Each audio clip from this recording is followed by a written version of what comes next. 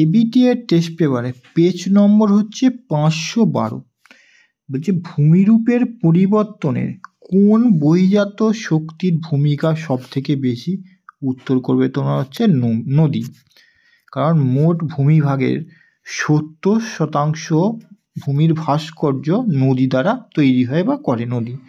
শুষ্ক মরুভূমি অঞ্চলে লবণাক্ত জলের হ্রদগুলোকে বলা হয় প্লাহ হ্রদ বলা হয়। ক্ষয়ের অপশানটা। বায়ুর আর্দ্রতা পরিমাপক যন্ত্রের নাম হচ্ছে ঘ অপশানটা হচ্ছে হাইগ্রোমিটার, ঘয়েরটা। তারপরে তুলবে কোন জলবায়ু অঞ্চলে ঋতু পরিবর্তন লক্ষ্য করা যায় না? আমরা জানি কোথায়, নিরক্ষীয় জলবায়ু অঞ্চল আর মেরু জলবায়ু অঞ্চল। এখানে নিরক্ষীয় অপশান আছে, নিরক্ষীয় জলবায়ু অঞ্চলে কোনো ঋতু পরিবর্তন লক্ষ্য করা যায় না। সমুদ্রে ভাসমান বিশাল আকার বরফের স্তূপকে বলা হয় গয়ের অপশানটা হিমশৈল। তারপরে দেখো দিয়েছে কোনো স্থানে জোয়ার ভাটার প্রকৃত ব্যবধান হলো, জোয়ার এবং ভাটার মধ্যে প্রকৃত ব্যবধান 6 ঘন্টা 13 মিনিট। এখানে 6 ঘন্টা বেশি দেওয়া আছে, তোমরা ঘ অপশানটা করবে। ঠিক আছে। একটি ই বর্জ্যের উদাহরণ হলো, এখানে দেখো ই বর্জ্য হচ্ছে ইলেকট্রনিক্স বর্জ্য। ঠিক আছে, ইলেকট্রনিক্স বর্জ্য, এখানে প্লাস্টিকটা একটা করবে তোমরা, ইলেকট্রনিক্স বর্জ্য প্লাস্টিক। আরাবল্লী সর্বোচ্চ শৃঙ্গের নাম হচ্ছে আরাবল্লী, গুরু শিখর হচ্ছে ক্ষয়ের অপশানটা ঠিক।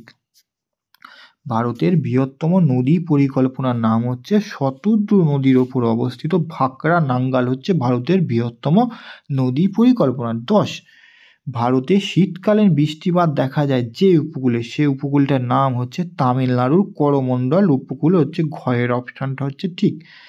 দাক্ষিণাত্য মালভূমি অঞ্চলে দেখা যায় যে মৃত্তিকা, সেই মৃত্তিকা হচ্ছে দাক্ষিণাত্য ব্যাসল্ট শিলা থেকে সৃষ্ট মৃত্তিকার নাম হচ্ছে রেগুর মৃত্তিকা বা কৃষ্ণ মৃত্তিকা। তারপর আর্দ্র লবণাক্ত সামুদ্রিক বাতাস প্রয়োজন হয় কোন চাষে? তোমরা করবে কয়ের অপশানটা হচ্ছে ইক্ষু চাষে। ভারতে বৃহত্তম মোটর গাড়ি নির্মাণ শিল্প কেন্দ্র হয়েছে তোমার কোথায়? গুড়গাঁও। তারপরে উপগ্রহ চিত্রের ক্ষুদ্রতম অংশকে বলা হয় কি বলা হয়? তোমার হচ্ছে পিক্সেল।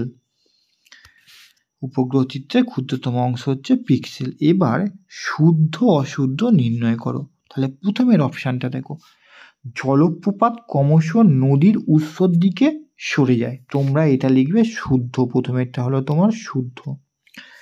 2, বায়ুর গতির সমান্তরালে গড়ে ওঠে শিব বালিয়াড়ি, বায়ুর গতির সমান্তরালে শিব বালিয়াড়ি গড়ে ওঠে, এটা তোমার শুদ্ধ।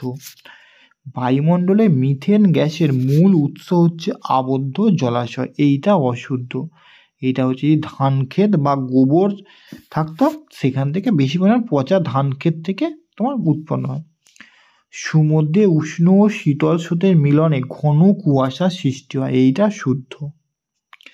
ফ্লাই অ্যাশ একটি কৃষি বর্জ্যের উদাহরণ, এইটা অশুদ্ধ।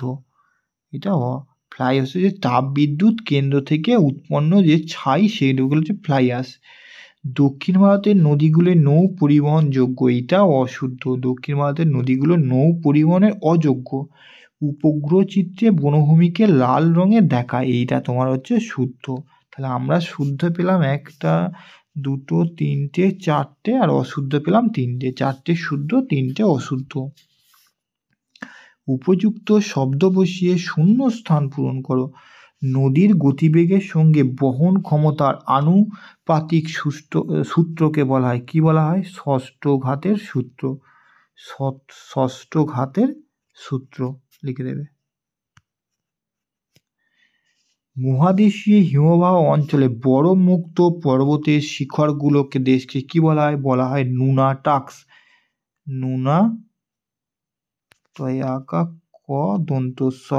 নুনাটাক্স হসন্ত।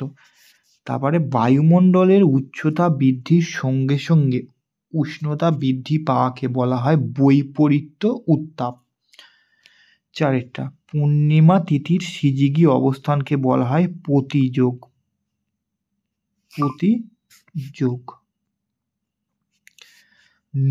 নর্মদা নদীর উপত্যকা একটি কিসের উদাহরণ? একটি গস্ত উপত্যকার উদাহরণ। গয়ফুলা দন্তস্বয়ে তয়ে। গ্রস্ত উপত্যকার উদাহরণ। রেটুন শব্দটি ড্যাশ ফসলের সাথে জড়িত? আখ। ভারতের টোপোগ্রাফিক্যাল মানচিত্র প্রকাশ করে কে? SOI। SOI এর ফুল ফর্ম SOI লিখে দেবে। SOI এর ফুল ফর্ম হচ্ছে সার্ভে অফ ইন্ডিয়া। মালাবার উপকূলের বালিয়াড়িগুলো স্থানীয় ভাষায় কি বলে? থেরিস। কি লিখবে? থয়ে একা রয়ে হস্যই দন্ত স, থেরিস।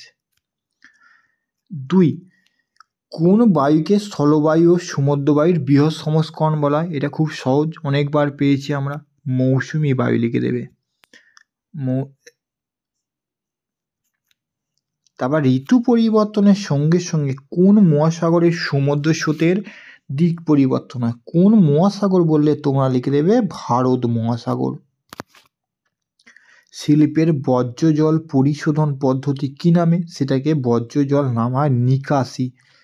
দন্তন্য হস্যই কয়ে আকার তালবস্যয় হস্যই, নিকাশি বা নিষ্কাশন লিখে দেবে। নদীর মোহনায় কি ধরনের মৃত্তিকার প্রাধান্য লক্ষ্য করা যায়? উত্তর লিখবে পলি। ভারতের কোন রাজ্য কফি উৎপাদনে প্রথম স্থান অধিকার করেছে? কর্ণাটক। কর্ণাটক। 2011 সালের জনগণনা অনুসারে ভারতের সর্বাধিক জনবহুল রাজ্য কোনটা? তাহলে সর্বাধিক সর্বাধিক জনবহুল রাজ্য, জনবহুল হলে লিখবে উত্তরপ্রদেশ। উত্তরপ্রদেশ। কোন মানচিত্রের সমোন্নতি রেখার সাহায্যে ভূপ্রকৃতি বোঝানো হয়? এটা লিখবে ভূবৈচিত্র্য সূচক মানচিত্রে। ডান দিকের সাথে বাম দিকের মেলাও। কারেওয়া। কারেওয়া হাতে জাফরান চাষের জন্য প্রসিদ্ধ, যেটা জম্মু কাশ্মীরে। আধি হচ্ছে ধূলিঝড়পূর্ণ, যেটা রাজস্থানে লক্ষ্য করা যায়। ধান গবেষণা কেন্দ্র হচ্ছে উড়িষ্যার কটকে অবস্থিত। আর পেট্রোলিয়ামের একটি উপজাত দ্রব্যের নাম হচ্ছে কি? ন্যাপথা।